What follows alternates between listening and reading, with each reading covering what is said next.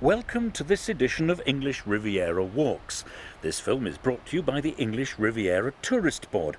This video features a section of the stunning southwest coast path from Berry Head to Sharkham Point in Brixham.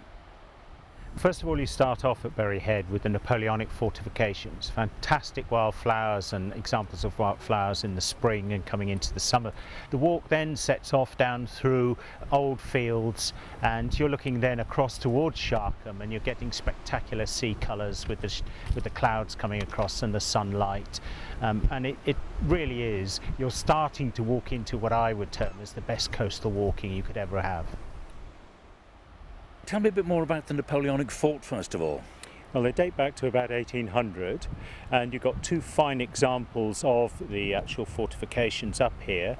Fantastic stonework, and you'll actually see the walls and the cannons then start the walk. There's some spectacular plants that you'll see, in particular the valerians, which is the one that everybody kind of loves to see. They come in pinks, they come in reds and also whites, and they're growing all over the stonework areas and everything, so they really do look very, very nice. And as you continue onto the path, as you start to leave Berry Head, there are south-facing slopes there with a beautiful yellow colouring again, and that is the kidney vetch. You're getting Viper's bugloss as you start to leave the headland. Hello, I'm Poppy, I'm from the RSPB, and the cliffs you're looking at the moment is home to the largest guillemot colony in the south coast. But also up here today we've got 63 kittiwake, and they've got chicks, 13 shags but the chicks have fledged, 2 fulmar with chicks, 2 sow buntings, a grey seal, a peregrine sighting, 5 gannets, 3 whitethroats and 2 rabbits. And it's quite early in the morning. You've spotted all of that lot already today? I have, yes. And the geology is quite interesting too, isn't it? Yeah, Berry Head's over 400 million years old, and it's a limestone headland. Within the limestone you in fact actually have very short turf grassland areas, and Berry Head is renowned for its beautiful rare plants that actually grow within those locations.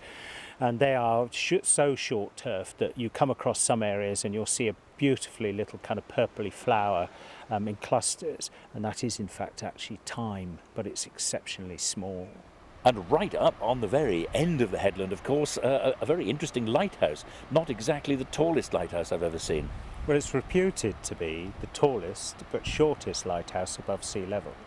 So what we are is 66 metres above sea level, and therefore you're not wanting to have a huge great lighthouse on the top of that, hence why it's so small and short. It's really quite spectacular. You can actually stand at the railings and look at it, and you can see the lenses, and you can see the different spectrums of the rainbow on it and everything. And then as you walk along, great coastal views of course, but tell me how difficult the walk is, how long it is, how it's categorised for walkers. Well, the first section from Berry Head is relatively easy because you're on what I would term as relative level ground. But as you come progressively towards St Mary's Bay, which is between Berry Head and Sharkham, you have got, in fact, actually some gradients there and some step sections. And it's the age-old thing, the ground there, the geology there is such that it's shifting and moving, so we have to repair as the steps go. So sometimes you'll find that it can be slightly strenuous on that particular area. Once you drop down off that piece and go down a long slope, you then start to come in onto Sharkham. And the total distance, how long would this take an averagely fit person to do?